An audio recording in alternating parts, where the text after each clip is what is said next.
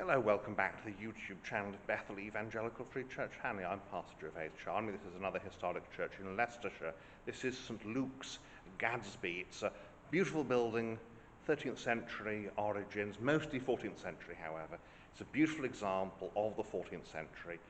It still contains some of its original pews, and it contains a unique memorial, the only equestrian memorial inside an English church.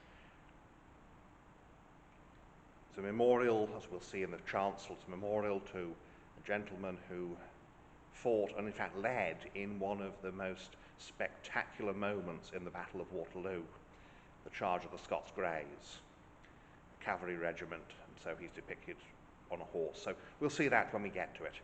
Otherwise, this is a beautiful building, I say mostly 14th century. It has a chapel, south chapel, in the decorated style, one of the great examples of decorated style, in fact. And, well, as we'll see, it's a beautiful treasure house of a building. So let's have a look. And so here we are at the west end here at St Luke's, Gaddesby. You can see there's the font. We're in the tower, there are 8 bells, and all ringable, it appears. So we move forward, you can see the font. Now you'll notice that one of the panels of the font is blank. You've got the arcading and then it's broken there with a cross. That suggests it was originally up against one of the columns, and in fact the form of the font and the panel mirrors that, as you can see, of these octagonal columns. Other than that, the sides are beautifully carved. A bit of brick flooring down here. Up the nave, and we've got the central block of pews. It's quite common to have that sort of arrangement. Now, they would have had box pews in the aisles, but those have largely disappeared, leaving only these medieval benches here in the nave. And before we look at the south chapel, we must have a look at the medieval benches. You can see that they are very old and very much used and rather worm-eaten, but they are still used.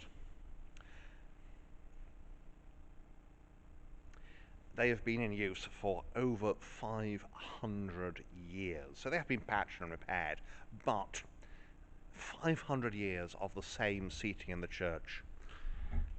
Organ here in the south aisle. Now, before going east, we shall divert southwest, and this is the southwest chapel. It's less impressive on the outside. There's a couple of interesting features. There's got the candlesticks, and they're in front of this nice tomb recess. These southwest chapels, well, let's have a quick look there. Those are communion rails that have been moved. These southwest chapels were quite popular at one point,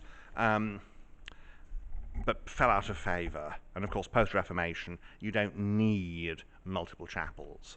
But we've got one surviving Georgian box pew there, and you can see these 2 heads there, and there's this nice window up there. So turn around again, up the south aisle, and there's the poor box, which is 17th century. A lot of them are, and it's a small, relatively small box where you put your aid to the poor. There go the bells. Get that nice pierced pew back there, or bench back. Back up this central aisle with these wonderful medieval pews. There would have been more. There would have been similar benches here in the aisles. Later on, so there'd been box pews in the aisles, but those have been removed. We process up this one, and we have here the effigy of a knight who looks 15th century. You can see he's got his feet on an animal, probably meant to be a lion. One of those bold haircuts that you often see associated with the late 15th century. And his armour is certainly late 15th century. We have here an incised alabaster slab. See if I can see a date on this one, because sometimes they have dates on them. I can't, it probably is a date, but again it looks 15th century, because he's got a knight and his lady here. This was the cheaper option if you couldn't afford, for whatever reason, or didn't want one of these full-body effigies. You just had this carving with yourself and your wife on. And there's the medieval pews. You can see there those stone benches which would have been used for seating at one point. Here at the bottom, at the base of this column, we have, they've raised the floor level here somewhat, so this is not the original floor level, but this is one of the original stone benches. You'd have this seating around the base of the column. Normally in the Middle Ages, people brought their own, well, until about the late 14th century, people brought their own stools and things to sit on it. They didn't stand all the time, unless they wanted to. Here we have this 19th century pulpit, stone and alabaster.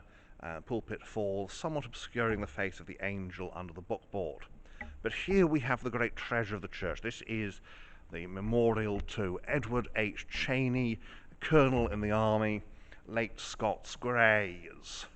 And he led the charge of the Scots Greys at the Battle of Waterloo. You can see at the bottom there, there he is, with his regiment charging the French and forcing them back. And it was a pivotal moment, and had the charge of the Scots Greys failed, the battle could have gone the other way. He had several horses killed under him, because obviously if you're fighting people with muskets and bayonets and you're on horseback, they're going to aim for the horse. The horse is a massive target. You'll see here he is. There's his shako, his hat, his bearskin hat has fallen off, and it's there. And you can see there's a musket wound in his horse, and there he is urging his men on even as his horse dies beneath him. This is the only, as I say, the only equestrian memorial in an English church. It wasn't originally in the church, it was originally in his house, in his conservatory, and it was a sort of conversation piece, but when he died it was brought in here as his memorial. And why not, to be fair?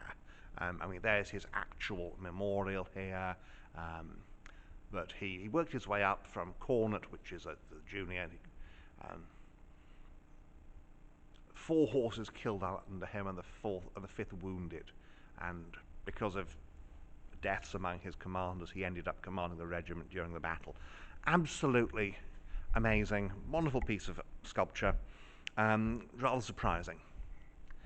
A rather more conventional piece of sculpture is the reredos with a Last Supper on it. It's always interesting, Last Suppers, because you've got to try and fit all the apostles in. How do you do it?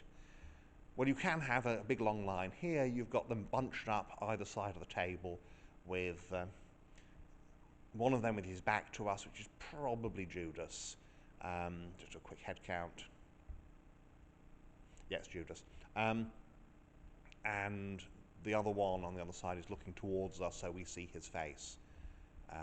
So that is, and then we've got imagery. You've got St. Luke, of course, the church is dedicated to him, and you've got St. Michael on the other side, who is handily labelled, although we wouldn't really need him labelled, because like St. Luke, he's got his imagery, but then so St. Luke labelled. But, and there we have the piscina, and fairly conventional east window, but the great thing here is always the horse. And the rood screen is Victorian, but we do have the wonderful pews there. So just into the south aisle here, and we have the south chapel. So we'll go outside now. And so here we are outside at St. Luke's, Gaddesby, and you can see here you've got a brooch spire. This is an early form of spire, because part of the great thing with spires, unless you want to have a pyramidal one, which they didn't, you've got to have you're trying to put an 8-sided shape onto a 4-sided tower. So what do you do? Well, the early idea was we have these brooches, you can see these things either side that come up and help it be the shape it is, but it looks a bit awkward, and rather heavy, and so later on they just go for a parapet and an octagonal spire behind the parapet. So this is relatively early, 14th century, as I say. The church is built of a combination of limestone and ironstone. You can see that the ironstone obviously is rather reddish stone, and you've got limestone that is lighter, more easily carved, tougher, and so it's used for detailing and the like, and that is a helicopter going overhead. So we'll have a look around, and we're all the way out here, of course, because of the spire, and then we'll zoom in and go further into the church. So let's do that. So while the church has early origins, as we see today, it's primarily 14th, 15th century. You can see that the chancel has had the roof line altered. You can just see the old roof line above the east window, and also you can see it on the east end of the nave. You can also see an old roof line, in fact, on the east end of on the east side of the tower, cutting into that upper window. Yes, it's a jolly good thing that they took the roof line down again. Open up that tower a bit, and you'll see that you've got most of it is this ironstone, but you've got at the west end that wonderful limestone. Now, there's every indication that this was never finished, that there was an intention to make it bigger and grander, and you can see that in terms of that hood mould there for the porch. There's a couple of there's an old roof line for the porch there as well. The present porch is obviously 17th, 18th century. It's relatively modern, but here we have the chapel, and you can see that this is a beautiful example of decorated style. It's called decorated because of the application of decoration to the structure. And so you see we've got these niches. Originally they would have had images of saints, or they'd been intended to have images of saints. We've got this gargoyle here, and it is a gargoyle because it's a waterspout. The word gargoyle comes from the same root as the English word to gurgle, making noise from the throat, which of course they do as they spew out the water when it's raining. Got this lady here with her fashionable headdress, and got a mask on, which she's wearing under her nose, so it's not going to do anything good. Please forgive the COVID joke. And another couple of faces. These ones are rather scary, more of them obviously a skull. Pinnacles. These pinnacles here have either come off or they were never finished. Probably they've come off. It's an example of how you'd have these chapels all over the place, because of course medieval churches, one of the things you're doing is that you want to have many, many altars for saying Mass, because the Mass is regarded as valuable. It's something that is a sacrifice for the living and the dead, and so having lots of altars and lots of priests saying Mass is a jolly good thing in your village. The west end of the chapel has its own door, and it would have been chantry most likely for someone important. There probably is information, but I couldn't find it. And just get out of the sun a bit, you can see here more niches and more carving, and how you've got this stiff foliage type carving up around going from this doorway all the way up there. And the north side is a bit plainer, and we've got this, I mean that's 13th century there, so it's a 13th century building, mostly largely altered. And then up there we've got again this frieze, faces alternating with ball flowers, and this is another nice gargoyle here. So this then is the north side. The gravestones have unfortunately been largely cleared on the north side. Not that there have been many burials here in the Middle Ages, because the north side is seen as the side where you bury the people that you just want to get out of sight. But it's very grand here with the gargoyle sticking out. It's slightly earlier, I suspect, than that corner chapel.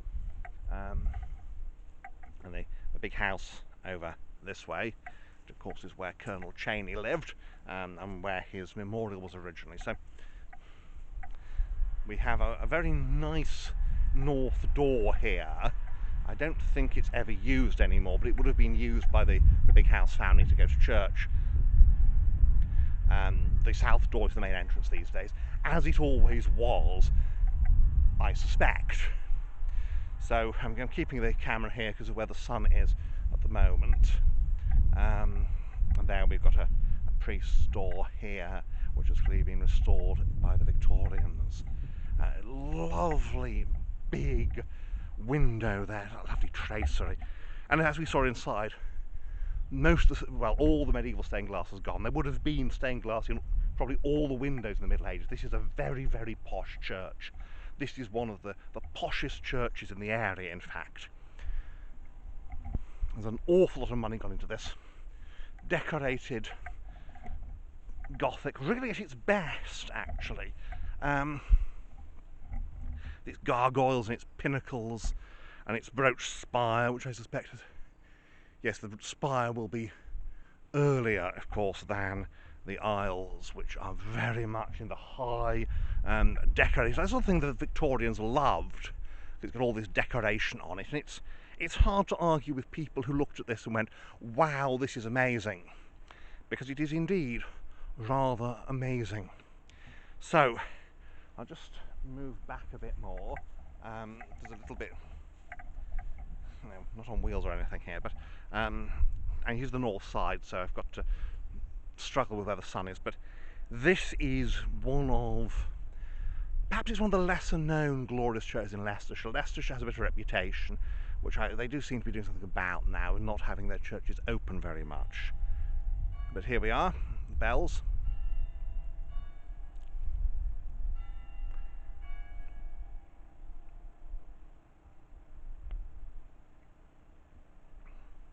So there we are. Very, very unusual church. I'd say the only equestrian memorial in an English country church is here at St Luke's, Gaddesby. So there we have it, St Luke's, Gaddesby. So thank you for watching, and may God bless you and keep you. It's been said that our English parish churches are some of the best free museums in the world.